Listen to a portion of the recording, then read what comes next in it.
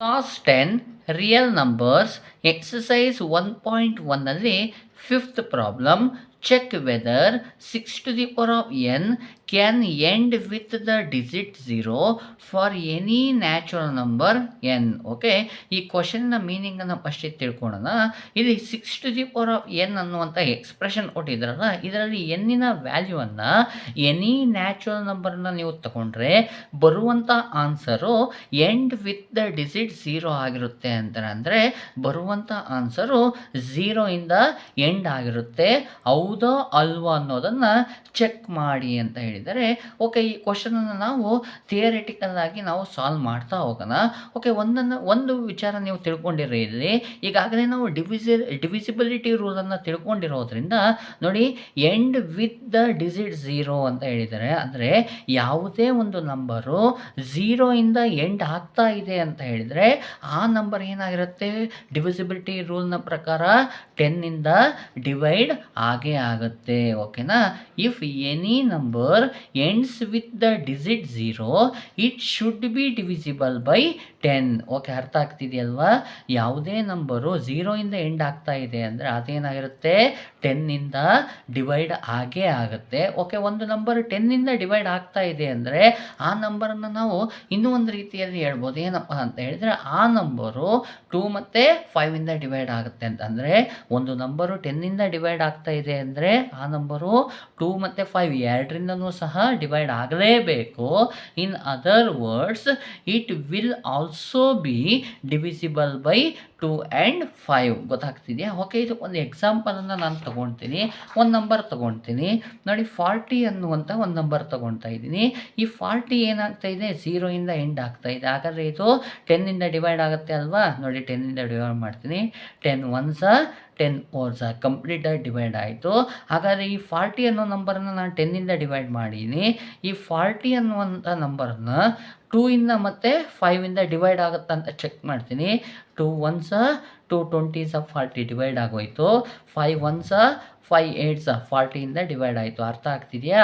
ಒಂದು ನಂಬರು 10 ಇಂದ ಡಿವೈಡ್ ಆಗ್ತಾ ಇದೆ ಅಂದರೆ ಅದೇ ನಂಬರು 2 ಮತ್ತು 5 ಎರಡರಿಂದನೂ ಸಹ ಡಿವೈಡ್ ಆಗೇ ಆಗುತ್ತೆ ಅನ್ನೋದನ್ನು ನಾನಿಲ್ಲಿ ತೋರಿಸಿದ್ದೀನಿ. ಹಾಗಾದರೆ 2 ಮತ್ತು 5 ಇಂದನೇ ಯಾಕೆ ಡಿವೈಡ್ ಆಗುತ್ತೆ ಅಂದರೆ, ನಾವು 10ನ ಪ್ರಾಡಕ್ಟ್ ಆಫ್ ಪ್ರೈಮ್ ಫ್ಯಾಕ್ಟರ್ಸನ್ನು ಬರೆದ್ರೆ 2 5s 10 ಅಂತ ಬರುತ್ತೆ. 10ನ ಪ್ರಾಡಕ್ಟ್ ಆಫ್ ಪ್ರೈಮ್ ಫ್ಯಾಕ್ಟರ್ಸನ್ನು ಬರೆದ್ರೆ 2 ಇಂಟು 5 ಬರುತ್ತೆ. 2 ಮತ್ತು 5 ಬಂದಿರೋದ್ರಿಂದ 10 ಇಂದ ಡಿವೈಡ್ ಆಗುವಂಥ ನಂಬರು 2 ಇಂದನೂ ಡಿವೈಡ್ ಆಗುತ್ತೆ ಮತ್ತು 5 ಇಂದನೂ ಸಹ ಡಿವೈಡ್ ಆಗೇ ಆಗುತ್ತೆ. ಅಂದರೆ ಎರಡರಿಂದನೂ ಸಹ ಡಿವೈಡ್ ಆಗಲೇಬೇಕು. ಓಕೆ, ನಮಗೆ ಇಲ್ಲಿ expression 6 to the power of n ಅನ್ನು ಕೊಟ್ಟಿದ್ದಾರಲ್ವಾ, ಹಾಗಾಗಿ prime factorisation of 6 to the power of n ಅನ್ನು ಬರೆದ್ಬಿಡೋಣ. ನೋಡಿ, 6 ಅನ್ನು ನಾವು ಪ್ರೈಮ್ ಫ್ಯಾಕ್ಟರ್ಸ್ನಲ್ಲಿ ಬರೆಯೋದಾದರೆ 2 ಇಂಟು 3 ಅಂತ ಬರಿಬೋದು. ಯಾಕೆಂದರೆ 2 3s 6 ಅಂದರೆ ನಾನು ಪ್ರೈಮ್ ನಂಬರ್ ಬರುವಾಗೇ ಬರ್ತೀನಿ. 2 3s 6 ಆಗಿರುತ್ತೆ. All to the power of n ಅನ್ನು ಬರ್ದಿದ್ದೀನಿ. ಓಕೆ, ಇಲ್ಲಿ ನೋಡಿ, ನನಗೆ 6 to the power of n prime ಫ್ಯಾಕ್ಟರೈಸೇಷನಲ್ಲಿ 2 ಕಾಣಿಸ್ತಾ ಇದೆ ಮತ್ತು 3 ಕಾಣಿಸ್ತಾ ಇದೆ, 5 ನನಗೆ ಕಾಣಿಸ್ತಾ ಇಲ್ಲ.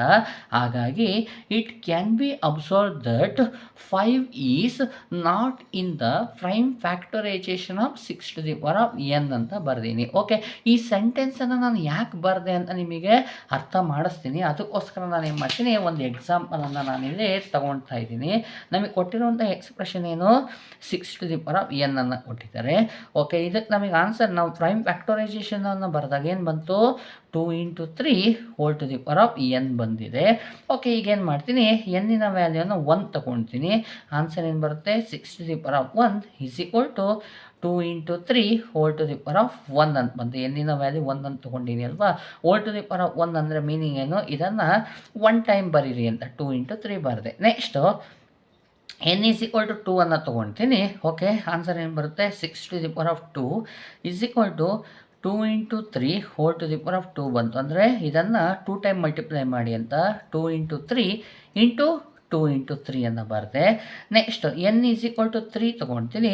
6 to the power of 3 ಆಯಿತು. Is equal to 2 into 3 whole to the power of 3 ಬಂತು. Is equal to 2 into 3 whole to the power of 3 ಅಂದರೆ 2 ಇಂಟು 3 ಎಷ್ಟು ಟೈಮು 3 ಟೈಮ್ ಬರೀರಿ ಅಂತ.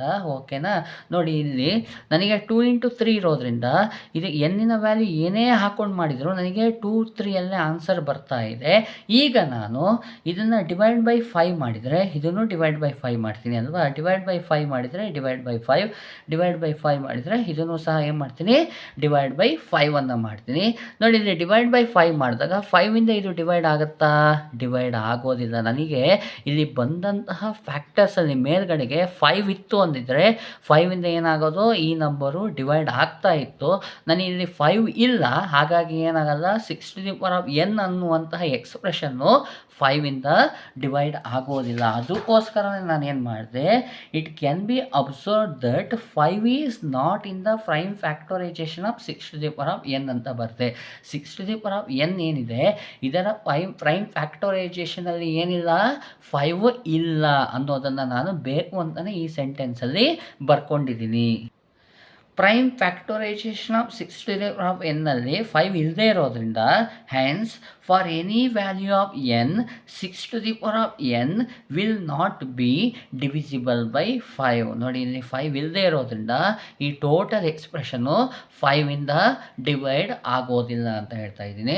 ಹಾಗಾದರೆ ಈ ಎಕ್ಸ್ಪ್ರೆಷನ್ನು 5ಇಂದ ಡಿವೈಡ್ ಆಗ್ತಾ ಇಲ್ಲ ಅಂದರೆ ಅದರ ಮೀನಿಂಗ್ ಏನಾಗಿರುತ್ತೆ, therefore 6n will also not divisible by 10. ಗೊತ್ತಾಗ್ತಿದೆಯಲ್ವಾ.